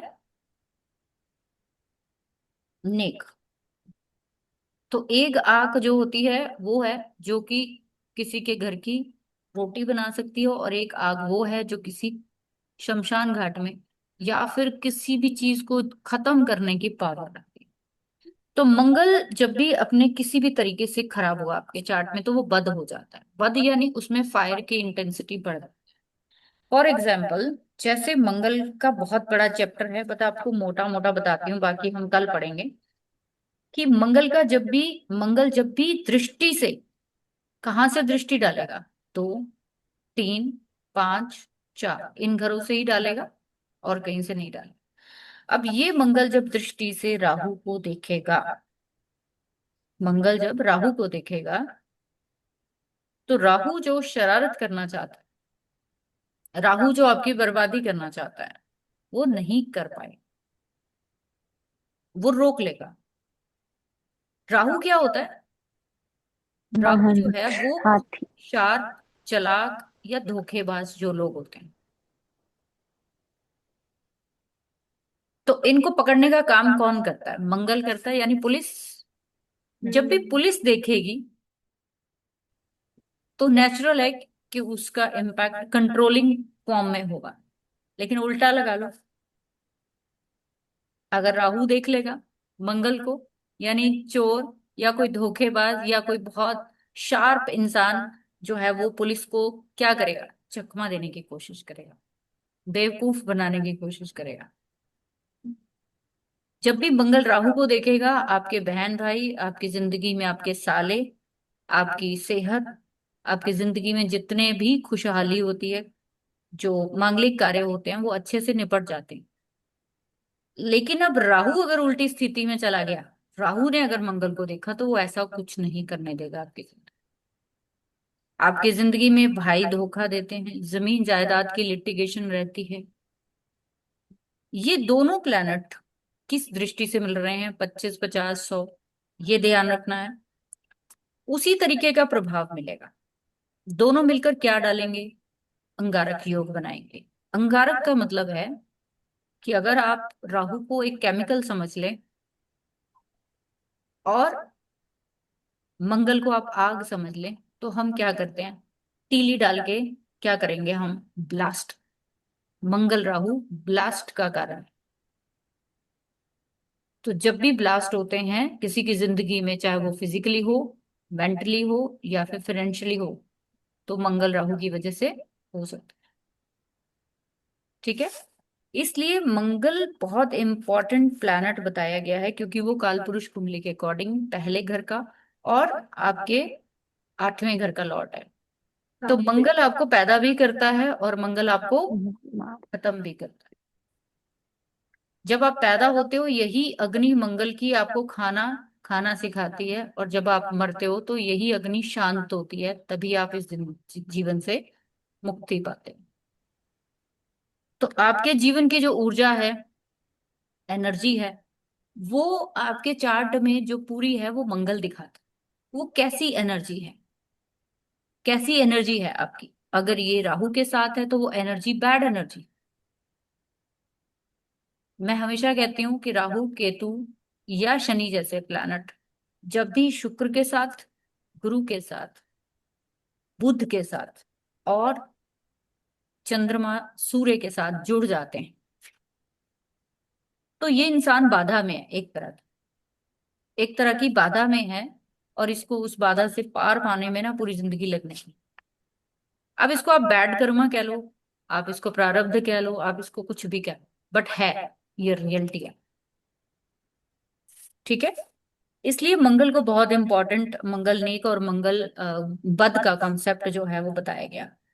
मंगल केतु भी जो है वो भी इसी तरीके से गुड और बैड का कॉम्बिनेशन बनाता है। लेकिन मंगल राहु का जो कॉन्सेप्ट है वो फिर भी कंट्रोलेबल है।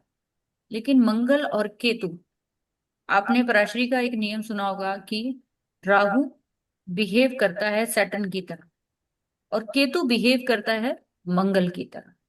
जैसे मंगल बहुत शार्प, तीखा और बहुत एक्शन ओरिएंटेड प्लैनेट है, ऐसे ही मंगल आपके केतु भी बहुत एक्शन ओरिएंटेड, बहुत ज्यादा ओवर आपको बनाता है, ओवर शार्प बनाता है, बहुत ऊंची पिक्चर दिखाता है आपको। इसीलिए इसको फ्लैग के साथ जोड़ा जाता है।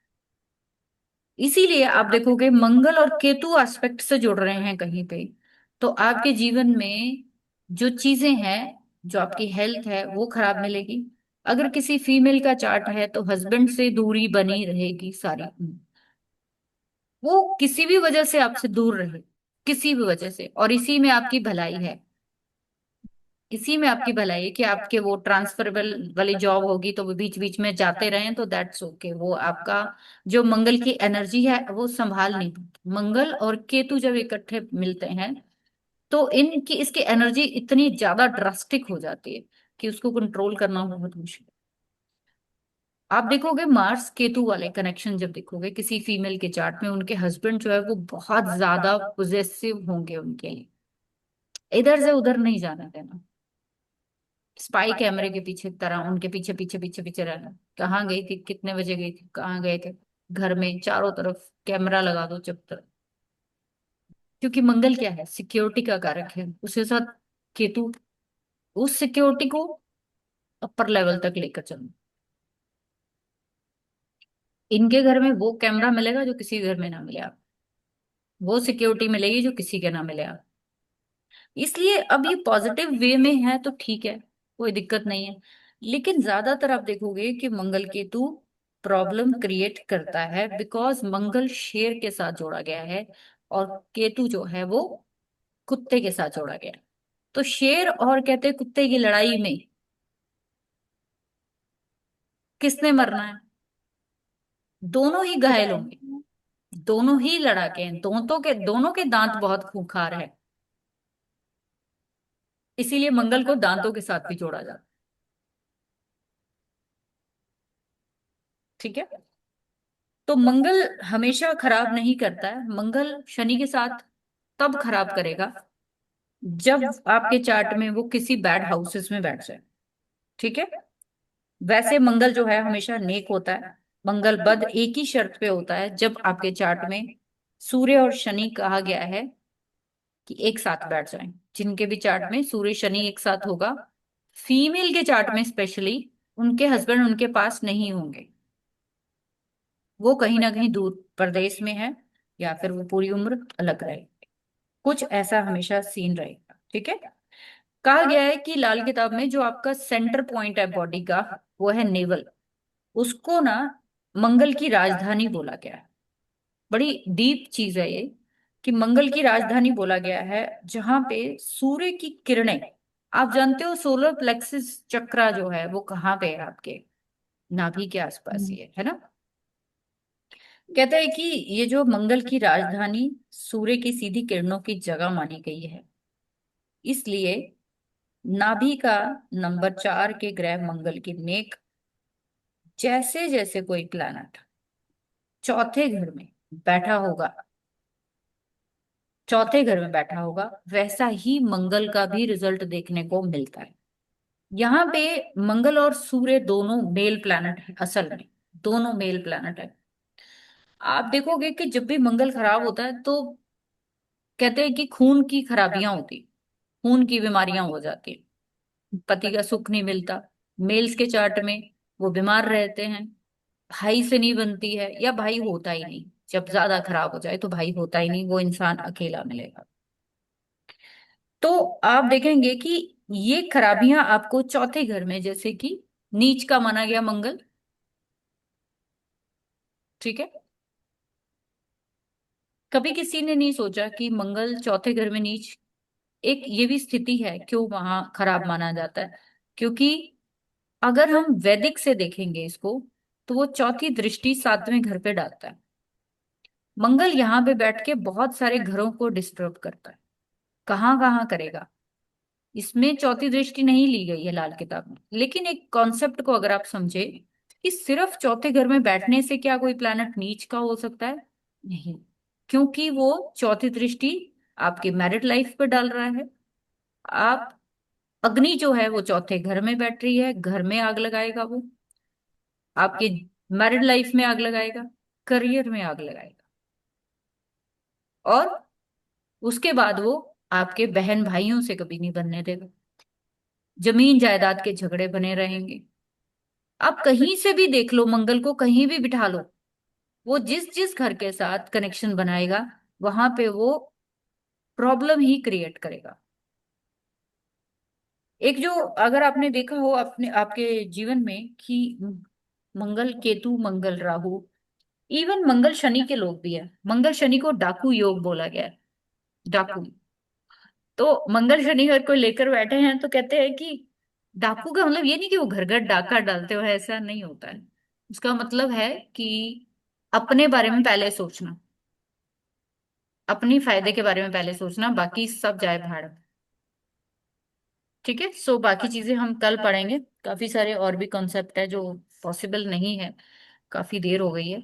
तो आप में से किसी का क्वेश्चन है तो आप पूछ सकते हो, बाकी कोई नहीं। मैम, जो आप 100% 25% योग बोल रहे हैं, ये हम्म। मतलब एक हाउस में ही है दोनों, तो 100% है, और अगर डायरेक्ट दृष्टि है तो 75% है से क्या? 7 में 100 है, 4 से 10 में 100 है, अगर ओके। यूटी में है तो भी 100 ही लेकर चलिए। कृष्ण गोविंद हरे ठीक है, ओके। चलिए, होप सो। अच्छा, अमन का भी है, हाँ जी, अमन जी बताइए।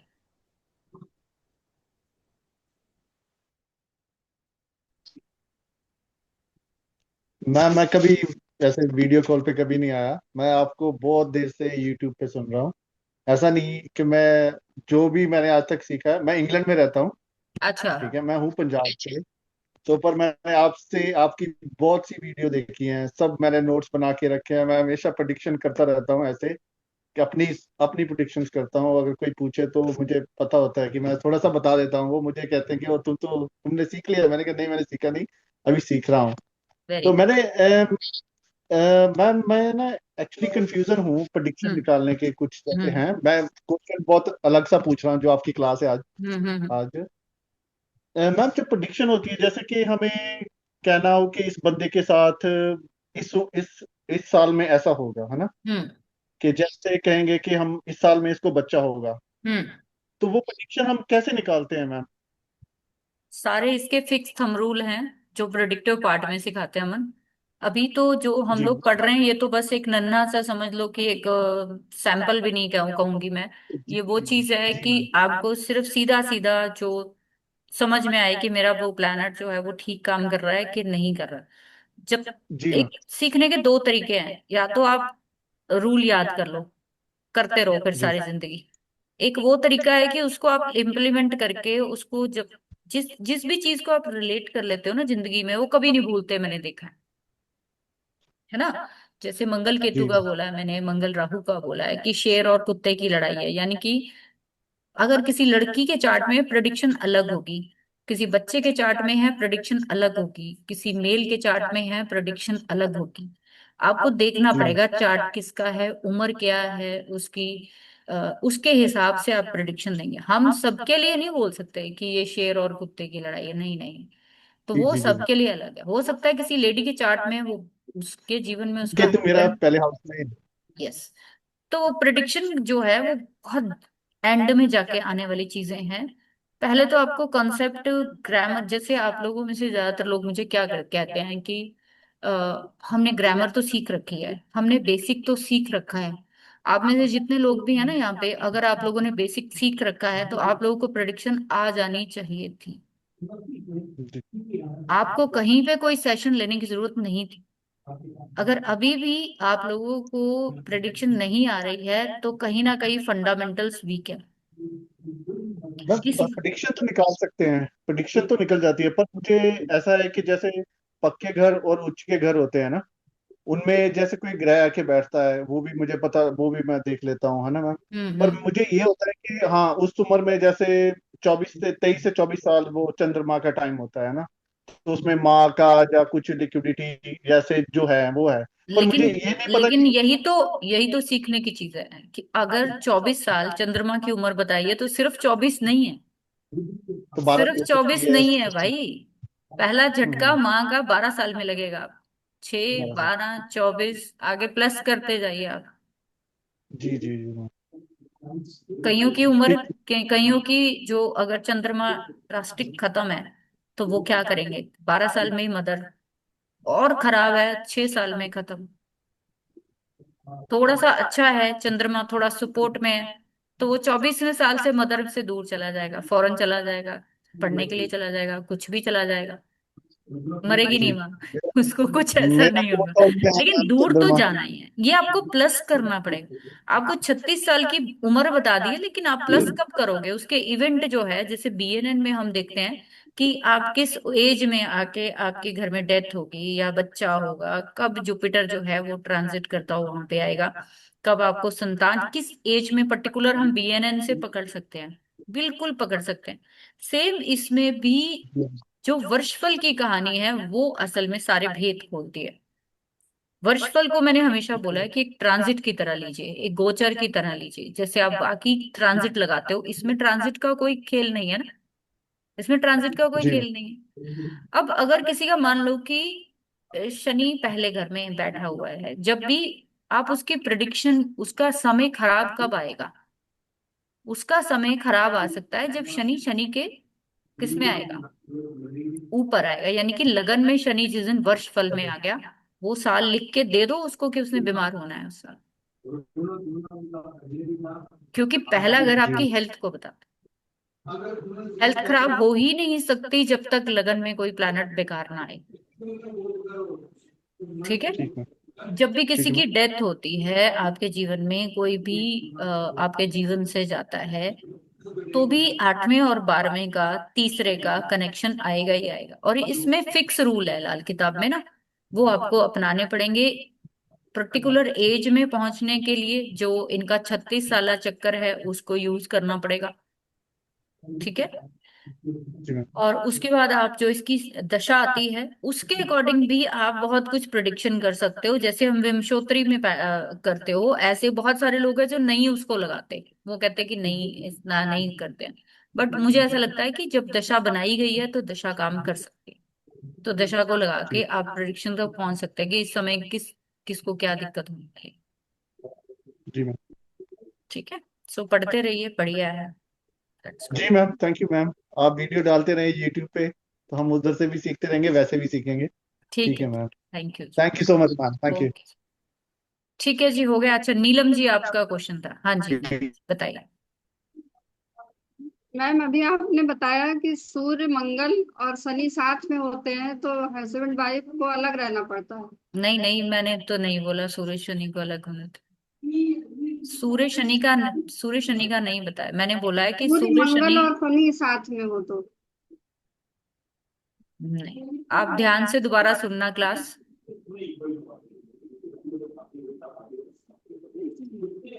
और मैम ये बुध मंगल और केतु का बताया मैंने, मंगल और केतु का बताया स्पेशली। जी मंगल राहु, मंगल केतु, मंगल शनि, ये सब प्लैनेट्स जो हैं किसी फीमेल के चार्ट में हैं तो प्रॉब्लम क्रिएट करते हैं मैरिड लाइफ।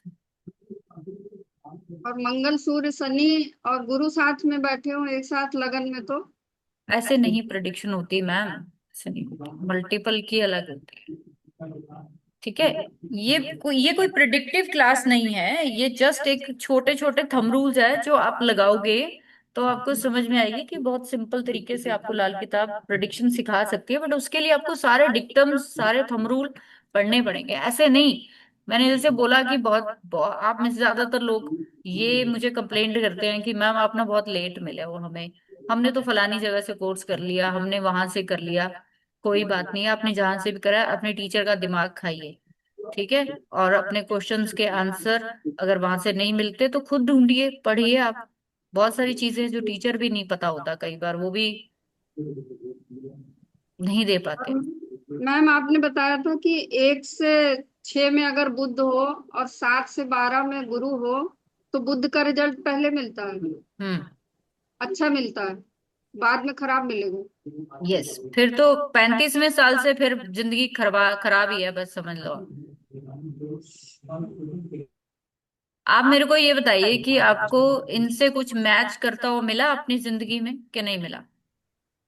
ये मेरे बेटे के है, दूसरे भाव में बुध है और 7वें में गुरु है राहु के साथ। तो कैसा है, हिसाब किताब बताइए। तो अभी तो फिलहाल ठीक चल रहा है, वो सीए कर रहा है। तो मैरिड लाइफ में आएगी अगर कोई परेशानी आएगी तो, और कहीं नहीं आएगी, जब कोई अपना काम शुरू करेगा तब आएगी, ऐसे नहीं आएगी। ठीक है, चलिए ठीक है जी, कल मिलते हैं आप लोगों को। फिर लेकिन आगे उसकी कुछ हेल्थ चीजें में दिक्कत सिखाऊंगी है। Further. Okay, thank you very much, good day, good night.